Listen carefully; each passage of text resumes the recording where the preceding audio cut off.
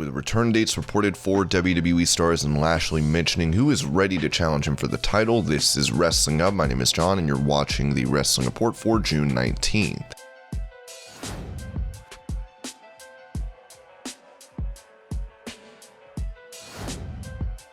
It was reported that NXT champion Karrion Kross with Scarlett and North American champion Bronson Reed were backstage for SmackDown last night. As PW Insider noted, Kross wrestled Dolph Ziggler while Reed faced off with Bobby Roode. The bouts were taped for future evaluation, and there are no current plans to use them for public consumption. There was talk last night that Kross and Scarlett would be brought back next week, possibly to do some promos. We have not heard if there was a plan for Reed to do some. Kross is getting fast-tracked to the main roster. I don't know when it is, but from the day he signed there was a question of how long until they bring him up. He'll get his chance. They like his look, he talks well, he's got good facial expressions, so we'll see. With Reed and Kross holding titles for the black and gold brand, we'll have to see when they officially make their move to the main roster.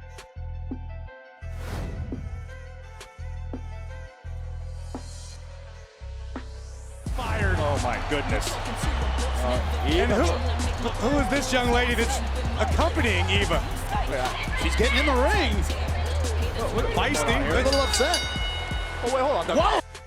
With many from NXT and even NXT UK such as Piper Niven and now Doudrop, WWE is getting all their hands on deck for a specific reason, with PW Insider writing. One of the reasons the talent were brought in, and the other could be brought in over the next few weeks, is that WWE has a draft scheduled for September and is looking at different talents they can pull up from NXT to accentuate the main roster as they prepare to shake things up heading into the fall.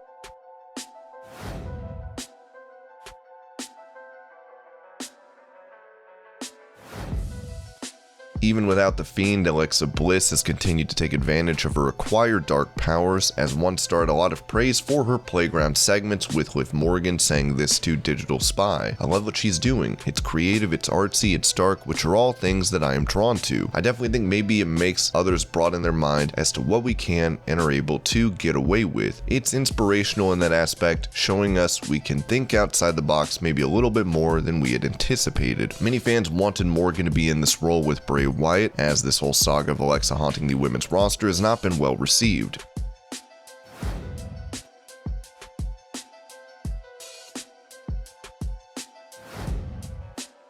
With Dead Boy Fitness, a gym co-owned by Seth Rollins, posting a video on Instagram of Becky Lynch working out last month, PW Insider has reported that she was at the Performance Center this week. The visit was described to us as part of the process for Lynch to return to action for the company after celebrating the birth of her and Seth Rollins' daughter in December 2020. Johnson would add, Becky was seen working out in the ring with NXT star Indy Hartwell. WWE is looking to bring back more stars, as Fightful noted. The Fiend is advertised for the August 9th Raw, Edge is advertised for the September 3rd SmackDown, both from on-sale ticketing promo material. Going back to Becky, apparently there were talks of bringing her back months ago. As Dave Meltzer confirmed, she was at the June training. Yeah, she did sign a new contract not that long ago. To me, when she signed that new deal, you never know what someone's gonna do after having a kid, especially for her. Because if you need the two incomes to make it work, it's one thing, but both of them are making so much money, Rollins and her, that it's not like they're going to be destitute if she wants to come back. But she's wanted to do this her entire life, and she reached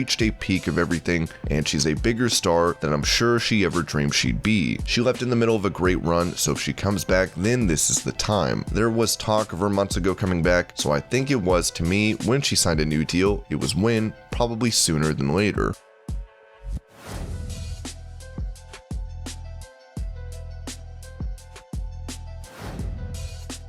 Before making his way to Raw, Riddle was facing off against AJ Styles, where Riddle beat him once, but was defeated by Styles in their rematch for the IC title. Speaking on After the Bell, AJ revealed a funny story from working with Riddle. "There was a time when my son was with us on the bus. Riddle came in, was talking to us, and him and I were talking about we had a match or something. Well, Matt leaves and my son goes, 'Oh my god, he really talks like that.' I said, 'Yeah, that's really him, dude. He's not really changing who he is. That's just who he is,' which makes it a lot easier for him to be great at what he does because all he has to do is be himself." Now Riddle is teaming up with Randy Orton as well to see if they can eventually take down the current tag champions on Raw, AJ Styles and Omos.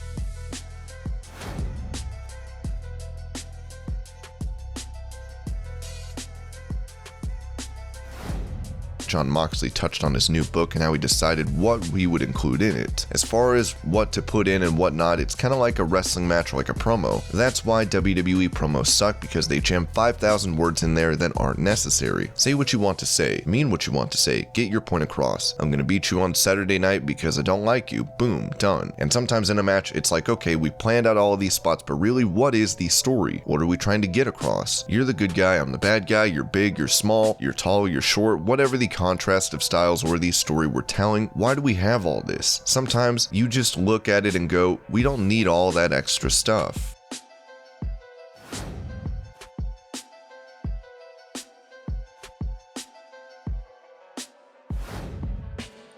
Talking to On Demand Entertainment, Drew McIntyre once again mentioned his aspirations for facing John Cena for the first time ever. 100%, and I hope it does happen. I've been around John since I was 22. I just turned 36 last week, I believe it was, and we've never had a significant singles match. We've actually never had any singles match, which blows my mind. We've been in tag matches together, multi-man matches together, and never had a singles match.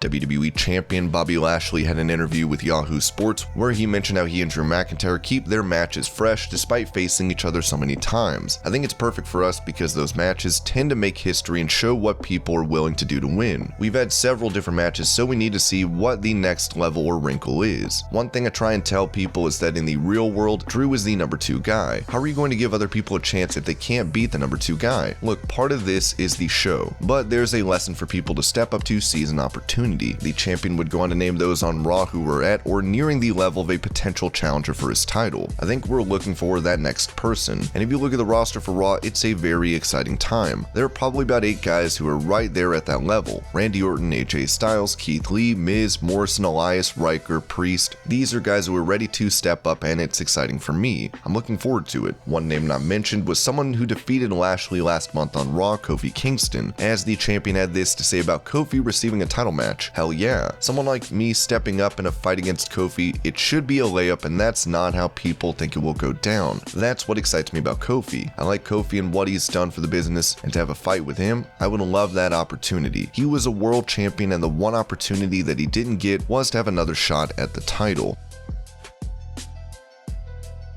And this was your Pro Wrestling News Update. I hope you're all having a great day. Thank you so much for watching, and I'll see you later.